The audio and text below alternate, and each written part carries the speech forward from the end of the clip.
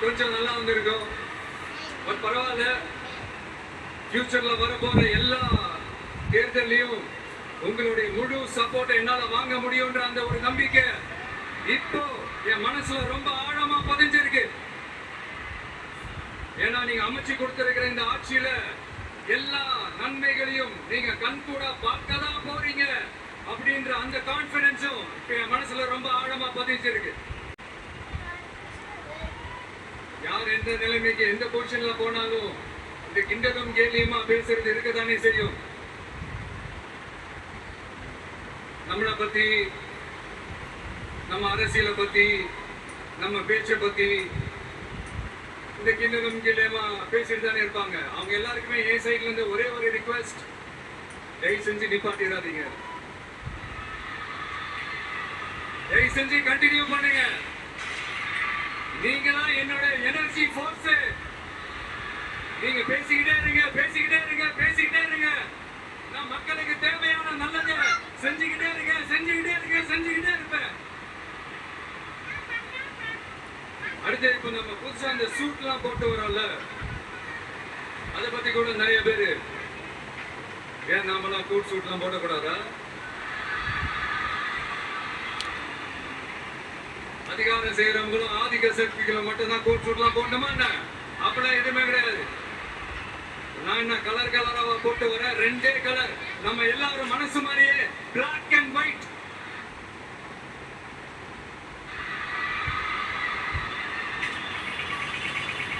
எல்லாத்திலும் பிளாக்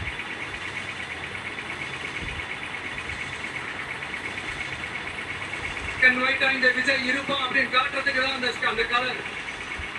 அடுத்து அந்த பிளாக் கூட யாரை குறிக்கும் எதை குறிக்கும்ன்றது நான் சொல்லிதான் தெரியணும்னு அவசியம். அது உங்களுக்கே நல்லா தெரியும். எல்லாம் தெரியும். அதிகபட்சமா எல்லா மீட்டிங்களும் 20 நிமிஷம்குள்ளதான் நான் பேசியிருக்கிறேன். அதனால இப்ப மக்கள் என்கிட்ட என்ன சொல்றாங்க அப்படின்னா, இந்தப்பா விஜய், நீ எங்களுக்காக உழைக்கிறதுக்காக வந்திருக்கிற, அந்த வேலையை மட்டும் பாரு, உன்னை பத்தி பேசுறவங்கள நாங்க பாத்துக்கிறோம் அப்படின்னு சொல்லிட்டாங்க. சரி, ஆனது ஆச்சு.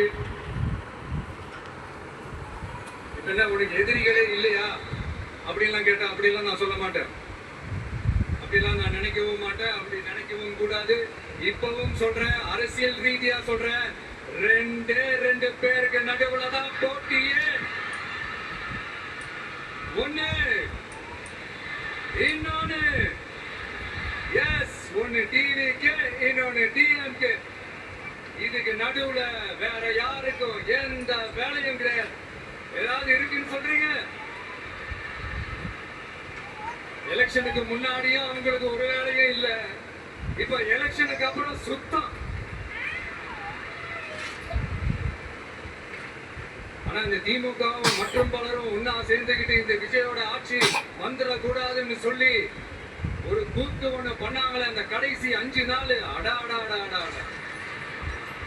நமக்கெல்லாம் ஓஹோ இப்படியெல்லாம் கூட நடக்குமோ, என்ன கூத்துங்கிறீங்க. ஆனா ஃபியூச்சர் என்னவா இருக்கும்ன்றத மட்டும் இப்ப நான் சொல்றேன். உங்களுக்காக உண்மையா உழைக்க வந்த இந்த விஜயா, இல்ல இந்த விஜயோட ஆட்சி அமைஞ்சிடக்கூடாதுன்னு தடுக்க நினைச்ச ஸ்டாலின் சாரா, அவ்வளவுதான்.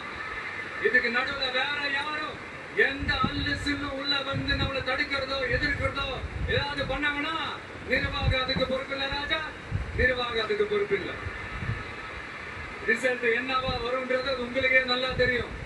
நம்மள ஏளனமா பேசுறதா நினைச்சு அவங்களுக்கு ஆப்பு வச்சுக்கிறாங்க. திமுக நம்மளை தடுக்க, திமுக நம்மளை எதிர்க்க, திமுக நம்மளை அவமானப்படுத்த அத்தனையும் நமக்கு நன்மையே.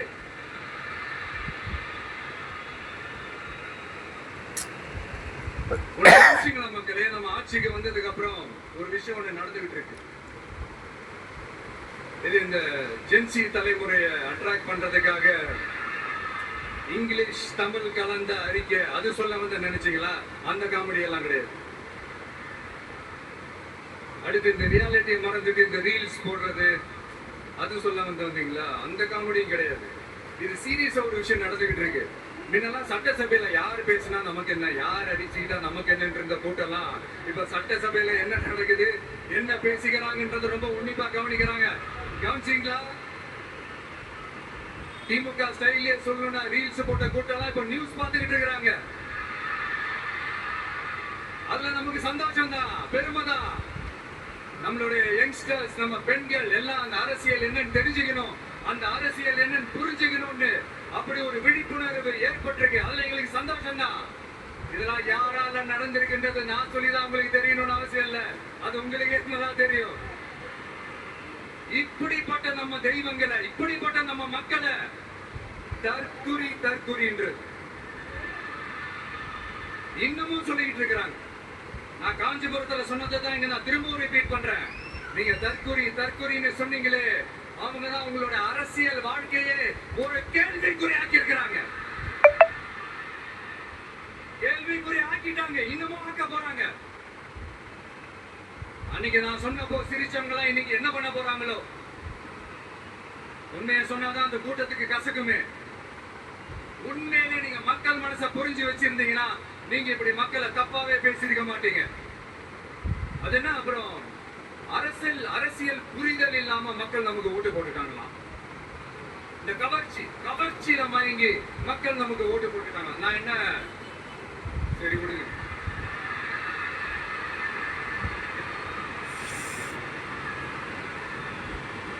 மக்கள் அவங்களுக்கு ஓட்டு போட்டா அந்த மக்கள் நல்லவங்களாம், அதே மக்கள் நமக்கு ஓட்டு போட்டா அந்த மக்கள் கெட்டவங்களாம். தற்குறியா? இதே மக்கள் தான் இத்தனை வருஷமா உங்களுக்கு ஓட்டு போட்டுட்டு இருந்தாங்க. உங்களுக்கு மட்டும் என்ன, வேற ஏதாவது பிளானட்ல இருந்து குதிச்சு ஓட்டு போட்டு போனாங்களா? தற்குறியாமா? தற்குறி நல்லா வருது, வேணான்னு பாக்குறேன். எங்க அண்ணன் விஜயகாந்த் அண்ணன் சொல்ற மாதிரி, அண்ணா அவர்கள் ஆரம்பிச்ச கட்சிய ஒரு அடிமை கூடாரமா ஆக்குனது யாருங்க சார்? இப்படி எல்லாம் ஆக்கிட்டு உண்மையை சொல்லு உடன்பிறப்பேவா. உங்களோட அந்த உண்மையான உடன்பிறப்புகள் என்ன சொல்றாங்க தெரியுமா சார்? திமுக இப்படி ஆனதுக்கு காரணம், அந்த காரணத்தை வெளியில எல்லாம் போய் தேடாதீங்க, உங்க குடும்பத்துக்குள்ளே கேளுங்கிறாங்க. உங்களுக்காக மாடா உழைச்சி தேய்ச்சி போய் கிடக்கிறோம். திமுக இப்படி ஆனதுக்கு காரணம் உழைக்காம சொகுசா இருக்கிற உங்க குடும்பத்துக்குள்ளேயே போய் கேளுங்கிறாங்க. ஒவ்வொரு திமுக தொண்டனும் அதை சொல்றாங்க. அதை புரிஞ்சிக்காம நம்மளையும் நம்ம மக்களையும் தப்பா பேசிக்கிட்டு, நீங்க மக்களை தப்பா பேசுனீங்கன்னா இந்த விஜய் வந்து கேள்வி கேட்பான், சும்மா இருக்க மாட்டான். இந்த விஜயும் தமிழ்நாட்டு மக்களும் வேறு இல்லை. இந்த விஜய் தான் தமிழ்நாட்டு மக்களோட ஒரு உண்மையான ஒரு பிரதிநிதி. இது இன்னைக்கும் சரி, நாளைக்கும் சரி, நாளைக்கும் சரி, இதுதான் நிஜம். மறுபடியும் சொல்றேன், நமக்கும் மக்களுக்கும் இடையே இருக்கிற இந்த பூர்வ ஜென்ம பந்தத்தை, அந்த உறவை ஏதோ இந்த சதிகள் சூழ்ச்சிகள் பண்ணி யாராலையும் எதுவும் கெடுக்கவே முடியாது. கெடுக்க ட்ரை பண்ணீங்க. நம்ம ஆட்சிக்கெல்லாம் வரதுக்கு முன்னாடி என்ன சதிகள், என்னெல்லாம் பண்ணி எப்படி எப்படிலாம் தடுத்துடலான்னு. ஆனா இப்ப ஆட்சிக்கு வந்த இந்த சாமானிய மக்கள் ஆட்சிய நீங்க இந்த எதிர்கட்சியா இருக்கும் போது ஒண்ணு யூஸ் பண்ணுவீங்கல்ல, இந்த அறத பழைய டெக்னிக், அதெல்லாம் யூஸ் பண்ணி நம்மளையும் மக்களையும் பிரிச்சிடலாம்னு நினைச்சீங்கன்னா அது ஒரு காலம் நடக்காது. மக்கள்லாம் ரொம்ப தெளிவாயிட்டாங்க சார், ரொம்ப தெளிவாயிட்டாங்க. அதனால ஒரு ஆக்கப்பூர்வமான ஒரு எதிர்கட்சியை செயல்பட்டு மக்கள் மனசை வெல்லப்பாரு.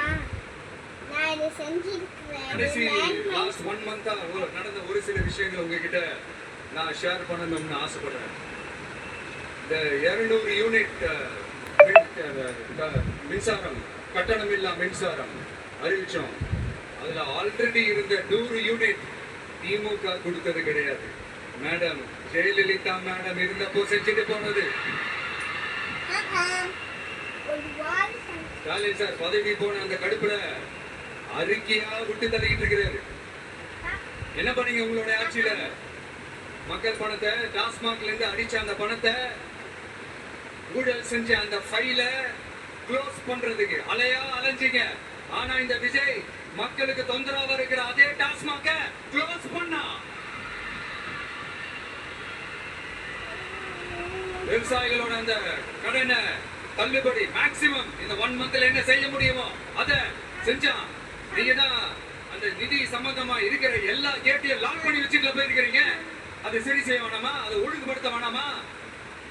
அதனால மறுபடியும் சொல்றேன், விஜய் பொய் சொல்லி ஏமாத்துறதுக்காக அரசியலுக்கு வரல. உங்க கூடவே நிக்கிறதுக்காக மட்டும்தான் அரசியலுக்கு வந்திருக்கிறேன். அதுல எந்த மாற்று கருத்துமே கிடையாது. கவலையப்படாதீங்க விவசாய பெருமக்களே. அடுத்து இந்த சட்டம் ஒழுங்கு அது சரியில்லை இது சரியில்லைன்னு சொல்லி திமுகவும் மற்றும் பலரும் மாறி மாறி கூப்பிடுறீங்க. நான் ஒண்ணு கேட்கிறேன், இந்த மாடல் அரசுன்னு சொல்றீங்களே, அதுல என்ன செஞ்சு வச்சுட்டு போயிருக்கீங்க? ஒரு ஊரு விடாம ஒரு தெரு விடாம போதை பொருள் கலாச்சாரம் அப்படியே ஸ்ப்ரெட் ஆகி கொட்டி கிடக்குது. அது அப்பவே இனிஷியல் ஸ்டேஜ் அதை நீங்க கண்ட்ரோல் பண்ணிருந்தீங்கன்னா இத்தனை பெண்களை இழக்க வேண்டிய ஒரு சூழ்நிலை ஏற்பட்டிருக்குமா? எல்லாத்தையும் பண்ணிட்டு பழிய தூக்கி ஏன் மேல போடுறாங்க. நீங்க என்ன பழி நம்ம மேல போட்டாலும் மக்கள் நிம்மதியா வாழக்கூடிய அந்த செயலை கண்டிப்பா இந்த விஜய் செஞ்சுதான் காட்டுவான். அதுக்காக தான் எஃபிஷியன்டான போலீஸ் ஆபீசர்ஸ் அப்பாயிண்ட் பண்ணிருக்கிறேன். எஃபிஷியன்டான அந்த போலீஸ் ஆபீசர்ஸ் டீம் அப்பாயிண்ட் பண்ணிருக்கிறேன். பெண்கள் பாதுகாப்பான அந்த சிங்க பெண் காவல் படை நெக்ஸ்ட் வீக் அதை இனாகரேட் பண்ண போறோம். தப்பு செஞ்சவங்களுக்கான தண்டனை, அதுக்கான சார்ஜ் ஷீட் எல்லாமே ரொம்ப ஃபாஸ்டா ரொம்ப ஸ்பீடா செய்யறதுக்கான அந்த வேலையை செய்ய சொல்லி இருக்கிறோம். கோர்ட்ல கூட தப்பு செஞ்சவங்களுக்கான அந்த கடுமையான தண்டனை வாங்கி கொடுக்கிறதுக்கான அந்த வேலையையும் ரொம்ப சீக்கிரமா செய்ய சொல்லி இருக்கிறோம். அதனால நீங்க என்ன பழி நம்ம மேல போட்டாலும் உண்மையா உறுதியா மக்களுக்கு தேவையான எல்லா விஷயங்களையும் இந்த விஜய் செஞ்சு தான் காட்டுவான். இப்படி எல்லாம் நம்ம சொல்றதுனால இவங்க என்ன சொல்லுவாங்க தெரியுமா? அவங்கதான் ஆட்சியிலே இல்லையே, அப்புறம் ஏங்க அவங்கள குறை சொல்றீங்க அப்படின்னு கேட்பாங்க. பேர்ல வெந்நியை ஊத்திட்டு போனவங்களை வெளிச்சம் போட்டு காட்டாம பின்ன வேற என்ன சொல்லுவாங்க? இதெல்லாம் மக்கள் கிட்ட நம்ம தெளிவா எடுத்து சொல்லணும் இல்லையா? அதுக்காக நான் இதெல்லாம் சொல்லிட்டு இருக்கிறேன். நாம மக்களுக்காக இவ்வளவு வேலை பாக்குறோம். ஆனா இவங்க அதையெல்லாம் விட்டுட்டு குதிரை பேரம் பண்றாரு, அது பண்றாரு, இது பண்றாருன்னு சொல்லி தப்பா கதையெல்லாம் அடிச்சு விட்டு இந்த தீய சக்தியும் தீந்து போன சக்தியும் அதாங்க திமுகவும் மற்றும் பலரும் ஒன்னா சேர்ந்துகிட்டு திருட்டுத்தனமா யாருக்கும் தெரியாம ஒரு ஓரமா மூலையில உட்கார்ந்துட்டு பேரம் பேசி கூட்டு சேர்ந்து ஆட்சி அமைச்சு கொள்ளையடிக்க திட்டம் போட்டாங்க. அது ஏன் தெரியுமா? உங்களோட இந்த டிவிக்கு ஆட்சி அமைச்சா அவங்க பொழப்பே போயிடும். அந்த கொள்ளையடிக்கிறது லஞ்சம் ஊழல் எல்லாமே கத்தம். அதாங்க காரணம். அது ஸ்டாலின் சார், திமுக வந்து இப்போ தீய சக்தி மட்டும் இல்ல, மக்களை விட்டு ரொம்ப தூரமா போன தூர சக்தி, கோர சக்தி, கோர சக்தி, பார சக்தி. நீங்க எப்போ இந்த தீர்ந்து போன சக்தியோட நீங்க கூட்டு சேர்ந்துகிட்டு ஆட்சி அமைக்கிறோம்னு நினைச்சீங்களோ அப்பவே இந்த திமுக தூர்த்து போன சக்தியாகவும் ஆயிடுச்சு. நீங்களாம் நம்மளை பத்தி அவதூறு பேசலாமா சார்? இது நியாயமா? மக்கள் இவ்வளவு பெரிய மக்கள் சக்தி நம்மளோடு இருக்கும் போது நமக்கு எதுக்கு வேற அரசியல்?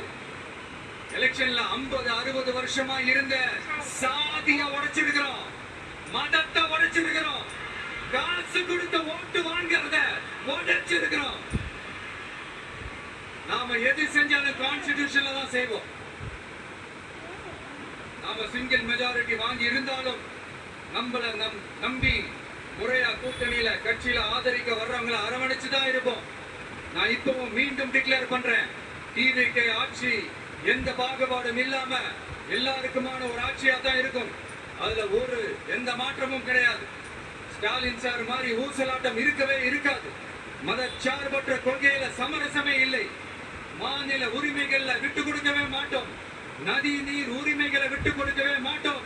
சமூக நீதி, சமத்துவ நீதிய ஒரு நாளும் விட்டு கொடுக்கவே மாட்டோம். திருச்சி கிழக்கு தொகுதி மக்களே, தமிழ்நாட்டில் இருக்கிற 234 தொகுதியும் நம்ம தொகுதி தான். அதுல எந்த கட்சி ஜெயிச்சிருந்தாலும் அது நம்ம தொகுதி தான். பெரம்பூரா இருக்கட்டும், திருச்சி கிழக்கா இருக்கட்டும், எனக்கு 2 கண்கள் மாதிரி. அதிலும் திருச்சி கிழக்கு என் செல்ல புள்ள மாதிரி. அதனால வரப்போற இடைத்தேர்தல்ல உங்க வீட்டுல இருக்கிற ஒருத்தரை தான் வேட்பாளரா நிக்க வைக்க போறோம்.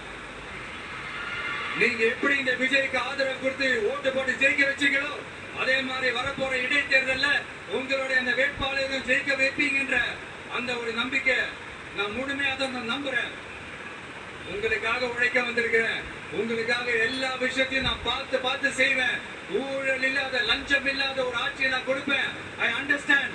ஒரே நாள் அது நடக்காததான், ஒரு மேஜிக் இல்ல. பட் ஒரு நாள் அதை நான் நடக்க வைப்பேன். எனக்கு இப்ப வேற எந்த வேலையும் இல்ல. உங்களுக்காக உழைக்கிறத தவிர என் கடன் இனி என் மக்களுக்கு பணி செய்து கிடப்பதே. மீண்டும் என்னை ஜெயிக்க வச்ச தமிழக மக்களுக்கும் திருச்சி கிழக்கு தொகுதி மக்களுக்கும் மீண்டும் என்னுடைய நன்றியை தெரிவிச்சுக்கிட்டு கான்பிடென்டா இருங்க. நல்லதே நடக்கும். வெற்றி நிச்சயம். மீண்டும் சந்திக்கும் வரை நன்றி, வணக்கம்.